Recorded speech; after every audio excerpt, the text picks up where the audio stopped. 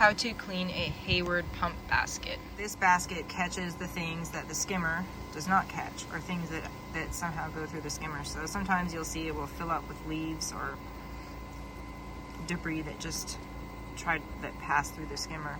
So the first thing you're going to do is you're going to turn off your pump. So open up this panel and just press the stop button. Okay, and to open this, you just twist these. You can see all the air coming through, which is completely normal for it to be doing that. It is going to make some strange noises. Okay, you have to move these to the side in order to open it. Okay, and don't be alarmed at that noise that it's making. It is going to make that noise.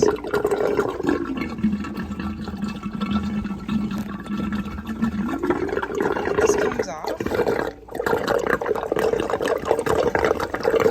And then you pull the basket out.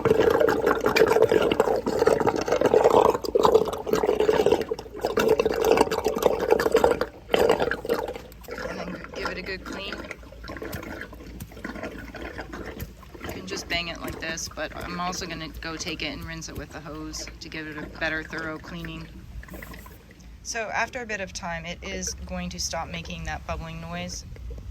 Also, something important is to take a look at the gasket around here, this rubber gasket. We want to try to keep this as clean as possible. Now, if your gasket is dry, it's recommended to buy a product such as this, multi-lube, which this one says all-purpose for O-rings, gaskets, seals, and valves. It does not have to be this particular brand, but this is the one I happened to buy. So the last time I did this, I put some of this lube around the gasket. Supposedly it helps your gasket last longer, but it is important to clean off all the debris around here and all the dust so that you can get a good seal when you do put it back on. So I spent a good bit of time cleaning this out, spraying it with the hose, and then picking the little pieces out by hand. So I'm going to put it back in now. You want to make sure that it is the right way. There, if you can see that, it does say front. So I'm assuming the front of the pump is here, but I always get confused. What is the front? So it will not let you put it in the wrong way. So if you try to put it in the other way, it just doesn't fit properly. So once you have it in, very important, you must fill it up with water. It even says it on here, fill with water before starting pump. So this is a very important step. I do find that when I fill it with water, the water does not go past this level where this pipe is. So I'm going to take the hose and fill it up.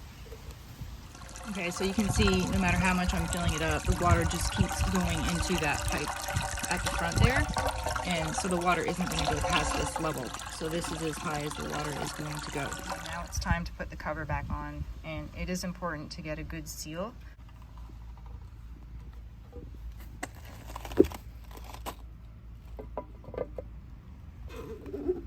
So you just place it back on like that, and then you're going to pull this back up, pull this back up, and then turn them.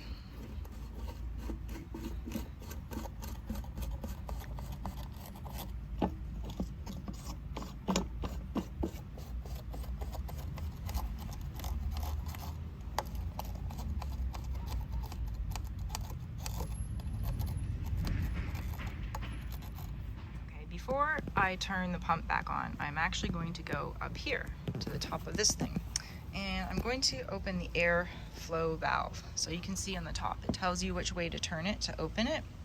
And the reason for doing this is I find that sometimes when I clean out that basket, that air gets in the pump. So when you do this, it'll let all the air out of here. You don't want this thing to get too much pressure in it, and by opening this, it will let all the air out. And then when I turn the pump on, you wait until water starts squirting out of here.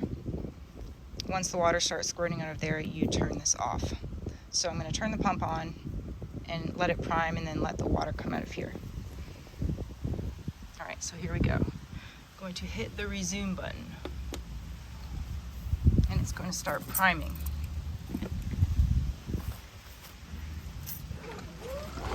It says priming.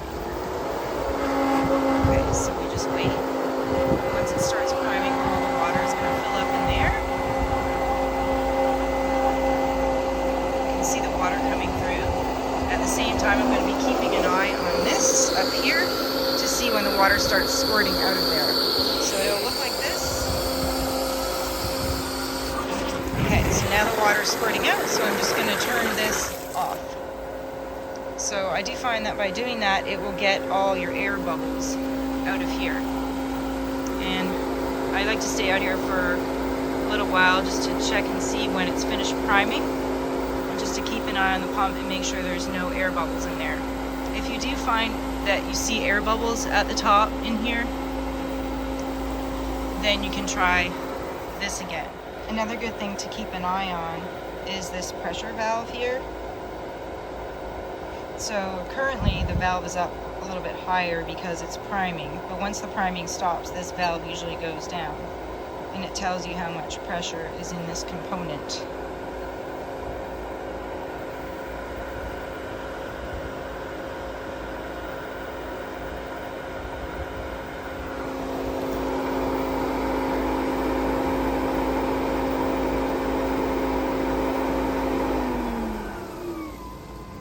So now it's stopped priming, and it's going back to its regular timed schedule. I'm gonna see if you look up here, then now the pressure has gone down.